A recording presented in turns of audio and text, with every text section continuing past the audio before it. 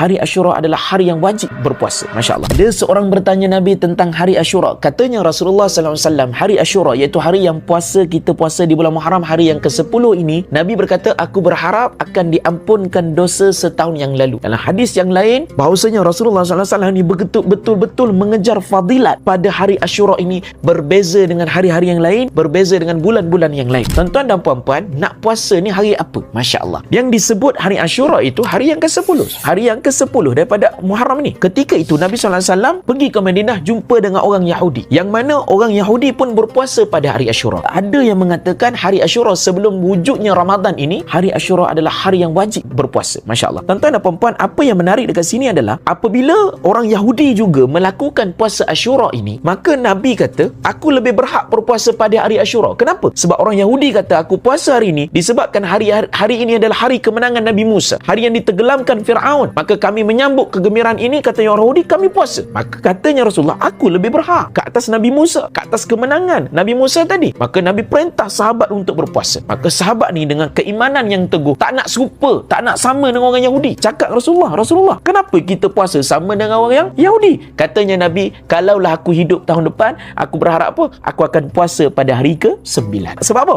Sebab tak nak bagi sama dengan orang Yahudi. Tuan-tuan dan puan-puan, ada 4 darjat puasa di hari Muharram ini. Yang pertama, yang level tinggi, iaitu puasa pada hari ke-10 sahaja. Pun tak mengapa, dah mencapai sunnahnya. Tapi yang lebih tinggi adalah berpuasa pada hari yang ke-9 dan 10. Level yang kedua. Level yang ketiga adalah berpuasa pada hari ke-10, hari ke-9 dan hari ke-11. Level keempat, berpuasa pada hari yang ke-10, ke-9, ke-11 dan tambah hari-hari yang lain. Dan saya dah cerita pada episod sebelum ni, pada part yang pertama, bagaimana cara niat. Pergi cari video tu, cara nak niat puasa ni, hari ke-10 macam mana, ke-9 macam mana, ke-11 macam mana. Tuan-tuan dan puan-puan, dapat satu ilmu, save video ni. Ingat, inilah hari yang cukup mulia. Kita berazam awal bulan Islam ini, kita nak berubah jadi orang yang lebih baik, kita nak tambah amal. Nabi sendiri kejar buat ibadat pada hari Ashura ni. Masya Allah tuan-tuan dan puan-puan, jom kita niat yang baik pada bulan ini.